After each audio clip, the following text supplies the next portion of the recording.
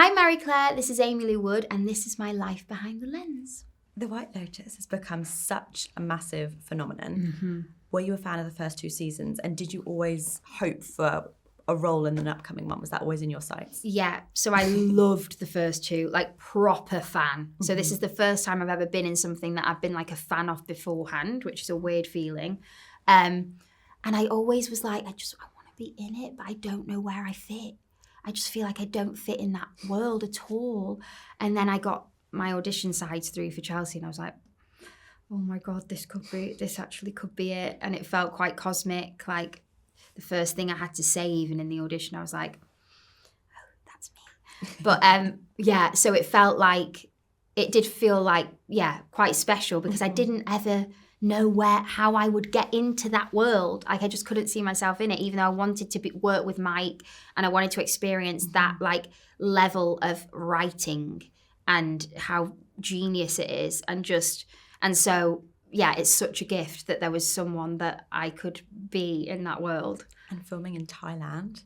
How long were you out there for? What was that like as an experience? It was 7 months. 7 months? Mm-hmm.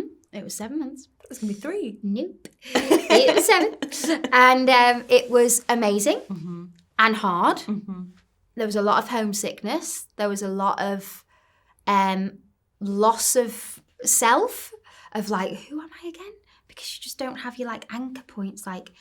But it was the connections that I made were so deep and so special. And I got to see things that I never ever thought I would see, and experience things that I never thought I'd experience. So I'm kind of like just processing it. It's just sinking in. And I'm like, that was incredible. But it got to a point where I was quite like, I need to go home. Yeah, I can imagine. Yeah. And the cast, I'm imagining you must have got so much closer all being there together. Yeah. Were you living in the same area? Were you going out for the evenings together, hanging out with each other in downtime? I mean, we were all in the hotels we were filming at. So it is a social experiment. It is the Truman Show. It is Big Brother. Like, it's full on. It's quite claustrophobic. There's no separation between set and home. Like, you are just walking to your hotel room every night. So we were all a very dysfunctional, lovely family. And the connections, yeah. I mean, we were so close because we had to kind of create home within each other. But yeah, it's a very singular experience. Mm-hmm. I don't think I'll never have an experience like that again at all. Because there's always even if you're filming away, you still get a car back to your own space, and there was none of that. It was wild. That's a wrap. Walk 5 steps and I'm back in my hotel room, and I can still see like the crew outside getting the lights and all that. It is just the Truman Show. That's all I kept thinking the whole way through was, I feel like Jim Carrey. That's right. I had 7 months of that as well. Unbelievable. 7 months. And are you all still in close contact now? Is there a White Lotus season 3 WhatsApp group? There is a WhatsApp group. Leslie and I still speak like every day, because that was really hard leaving each other at the end when we've been so... but yeah, I mean, all of us still chat. Yeah, I've just seen Natasha and Michelle for the first time. That was so nice. But it was weird for me because I'm so far away. So like everyone else kind of went back to LA or New York. So people have hung out. Oh, of course. But I've just like been like, bye everyone, I'm going to England now. See you at the premiere. Yeah, exactly. So it'll be a big reunion at the premiere. But that was a weird one. I kind of didn't think about that when it was happening, of like, oh, I'm kind of going to be, like, they're all going to be able to see each other. Of course. Yeah, but Patrick's really good at like, whenever he sees anyone in the cast, he'll always be like, hey, Amy, I saw Nick today. Like, he just tries to keep me in the loop. Like, when are you going to LA? Which is really sweet, because I think he knows, like, she probably feels left out over there. That's so nice. And the White Lotus obviously has a mindful focus this year. Mm-hmm. How would you fare on a digital detox? I've just deactivated my Instagram, and I feel so smug. I've had it for like 5 days, and I'm like, I'm a different person. But I think that I would do quite well. Mm-hmm. I think I would do quite well, like scarily well. If I could never reply to anything ever again, I would. But that's risky for me. That's risky. I have to have some kind of contact and connection to the real world. But I think I could do really well on a digital detox. Yeah. And I've got some social sort of quick fire questions, but not so quick fire, take your time. Where is your go-to travel destination and why? My go-to travel destination is Cornwall. I just love it. I love it so much. And Foy specifically, I just have a weird pull to Cornwall. And it's not very, adventurous. But it's just, I just love having crab rolls on the beach and so chill. And yeah, so I love Cornwall.